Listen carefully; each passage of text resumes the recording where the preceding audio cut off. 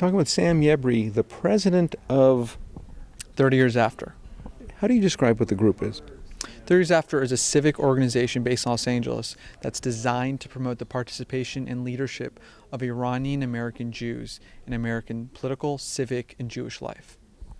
What part of the Iranian-American total population do Iranian-American Jews comprise? In Southern California, most estimates suggest there are about 500,000 Iranian-Americans living here, and approximately 10% of that, 50,000 Iranian Jews live here in the Los Angeles region.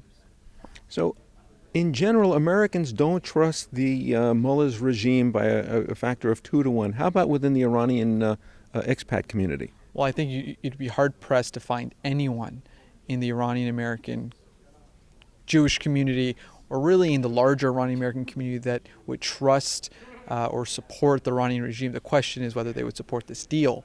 But anyone who's lived in Iran, anyone who speaks Farsi, understands what the mullahs are saying in Tehran, feels no sympathy towards that regime. So how does Obama feel like he knows better than the Iranian people in America themselves? Well, frankly, that's a deep concern, is that there were no Iranian-Americans as part of the negotiating team in Vienna or in Switzerland. There was no one who understood the regime. There's no one who would be willing to call out, remind our negotiators, our American negotiators, this is a terrorist regime. It is deeply troubling that when you would see Senator and now Secretary of State Kerry laugh and joke and be congenial with someone like Mohammad Zarif, the foreign minister of Iran, who has American blood on his hands, who's a known leader of the Iranian Revolutionary Guard and a sympathizer with everything that the Iranian regime does. Someone should have been there in Vienna and in Switzerland reminding Secretary of State Kerry, this is a terrorist regime, and that we cannot make any concessions that would jeopardize American lives. Mm-hmm. And didn't Secretary Kerry's son or daughter get married and had as one of the best men, the son of Zarif? Are you familiar with this? There are some reports that there are some members of Secretary of State John Kerry's family who are related to or close with Iranian-Americans or potentially even Iranian nationals, including some as close to Foreign Minister Zarif's family. So that's deeply troubling. I don't have any inside information, but if true, it does suggest that Secretary of State Kerry did not approach negotiations with perhaps the suspicion that he should have. Perhaps he let friendships or emotions cloud his judgment. But if true, that would be deeply troubling. Mm-hmm. So if you have 500,000 Iranian Americans who are against this deal, but John Kerry says it's a good deal, and on its merits, are there merits to the deal? Well, anyone who's analyzed the deal, and I've read every page of the 159-page agreement twice, and you realize at the end of the day it's an agreement and it's a trade-off. There are some benefits, and to be intellectually honest, you have to identify them. There's a limit on the number of centrifuges that Iran would be able to have for the next 15 years. There's a vast reduction of the amount of low-enriched uranium that Iran would have for the next 10 years, 15 years. And there's also the reactor at the Arak heavy water plant would be removed and made would not be functioning for the next 15 years. So there are some benefits, and there's also the inspection regime that has been touted as being among the most robust ever. But when you look at each of those benefits, you realize that there really are nominal benefits at best, and actually they're not meaningful concessions by the Iranians. The centrifuges would be able to, nothing has been dismantled, and after 10 years there's no restrictions on the number or the quality of centrifuges that Iran would be able to spin.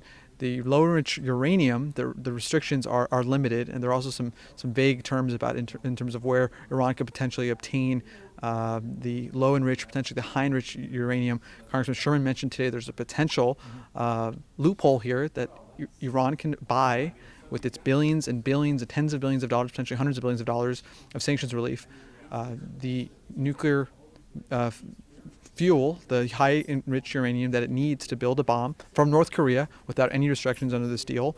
And we've all learned now that there's a 24-day waiting period for any inspection of a undeclared military site, which really sheds and casts severe doubt into the merits of this inspection regime, let alone the side agreement between Iran and the IAEA, which denies IAEA any access to the Parchi military site where Iran has been admittedly has tested its detonator and its nuclear missile technology under that side agreement. It's called, and it's actually called a separate agreement between Iran and the IAEA. Under that agreement, Iran would be using its own inspectors to obtain and provide photos, videos, environmental samples using Iranian equipment to the IAEA. And that's the inspection regime. And then there's the deeply troubling aspects of the deal once you get into it. The terms here are completely one-sided and not in America's favor. Iran obtains, as equivalent of a signing bonus, between $50 and $150 billion after nominal compliance with the deal, potentially after only 6 months. In addition, Iran is able to obtain conventional weapons after 5 years and ballistic missiles after 8. The arms embargo on Iran is effectively removed. And then what's deeply troubling as well is the fact that if Iran breaches the deal, there's effectively no compliance mechanism and there's no consequence.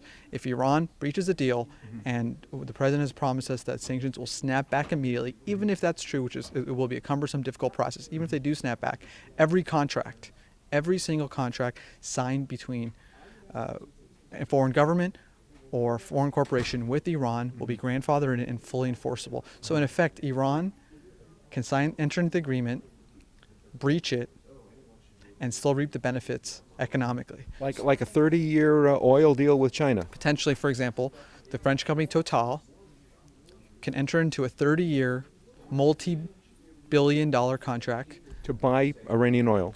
They can buy uranium oil, or that's a cash and carry option. What's more troubling is if they make a substantial investment in Iran's economy to refine and export the oil, and they become partners with the Iranian regime.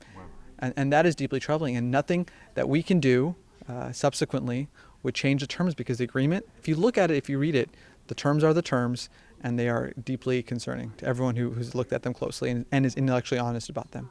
So how could a thinking congressperson or a thinking senator in their right mind go along with this with a sense of responsibility to their constituents or country? Well, the president is offering two elements of hope. One is after 10 years, the Iranian regime will change. It will moderate. If you trade with the West, Iran will change. And two, after 10 years, because it's changed, it will no longer aspire for nuclear weapons. That hope is an absolute fiction. It's not a foreign policy. It's a weakness of this deal, because after 10 years and really after 15 years, there's nothing that stops Iran from dashing to a nuclear weapon. And at that point, those of us who are very worried about a potential war with Iran, I'm an Iranian-American, I do not want to see a war between the United States and Iran. Those of us who want to avoid and prevent that war need to activate and speak loudly, because the only way to prevent that war is a better deal now. While the sanctions remain in effect. While the sanctions remain in effect, while Iran does not have international legitimacy, while Iran does not have Chinese and Russian missile defense systems, while Iran does not have hundreds of billions of dollars to use and spend to support terrorism and to really root out any dissidents or any opposition voices within Iran, the people of Iran really are, what's forgotten here, the true victims of this deal. They are the ones who their future and their hopes are going to be dashed. In 2009, 2 million Iranians marched in the streets asking for a better life, asking for their vote to count, asking for a change. Our government was not there, and this deal just adds another sad chapter in Iranian and U.S. relations, in my view. What would you say to those Congress and senators who support the deal in view of these, what you would think to be logical considerations? Well, I think Senator Menendez put it very well, is that your name will be attached to this deal. And to the extent that you remain in Congress, it is incumbent on you to do everything possible that you can to make sure this deal does not result in nuclear-armed Iran. So for those Democratic members of Congress and the Senate that will be supporting this deal, you need to live with this deal. You need to do everything you can to ensure that it lives up to everything that you're selling, everything that you're saying, because I can share my view, and I think it's shared by anyone who thinks clearly about this, is that the threat of a nuclear armed Iran has not been addressed by this deal. It does not end. We cannot go to sleep tonight knowing confidently that Iran will not obtain nuclear weapons. In fact, we have the same concerns that when we wake up tomorrow morning, we don't know if Iran has dashed the nuclear weapons. We don't know if Iran and Israel are going to enter a war over this deal, over this nuclear threat. We don't know if Iranian proxies are going to be wreaking havoc throughout the world. And this deal does not address the purpose of the deal, which is to prevent Iran permanently from obtaining nuclear weapons. Should there be repercussions for Congress people who support and don't oppose this initiative? Well, I understand this is not an easy decision. I think those of us on either side, including the president who said that this is a clear-cut and easy decision, is not being honest here. I think every member of Congress has had to make a very difficult decision one way or the other. He or she has. This is certainly a vote of conscience, but I think time will tell. Like the Iraq War, if you came out a certain way, you'll look back and you may have realized that you may not have done your due diligence, or you may have allowed politics to interfere with principle. And I applaud those like Congressman Sherman this evening and members of Congress in the House and Senate who have backed up their principle here and not played politics with this very important vote.